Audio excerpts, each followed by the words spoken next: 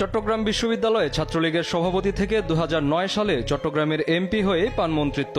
জনরোষে উৎখাতের শিকার আওয়ামী লীগ সরকারের টানা প্রায় 16 বছরের শাসনামলের পুরোটাই বিভিন্ন মন্ত্রণালয়ের মন্ত্রিত্ব পান এই হাসান মাহমুদ। সবশেষ সরকার উৎখাত হলে মঙ্গলবার পালিয়ে বিমানবন্দর পার হতে চাইলে আটক হন সাবেক এই পররাষ্ট্রমন্ত্রী।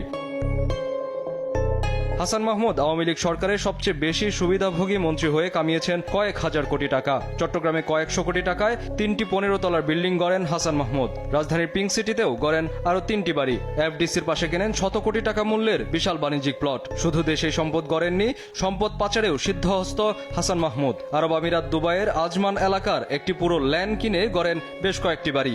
এখানেও দেশ থেকে হাজার কোটি টাকা পাচার করে গড়েন এইসব সম্পত্তি। তথ্যমন্ত্রী থাকাকালে বিটিভির ঠিকাদার সহ বিভিন্ন কাজ থেকে হাতিয়ে নেন শত শত কোটি টাকা। বন পরিবেশ মন্ত্রী থাকাকালে নিয়োগ, বদলি ও বন উজাড় করে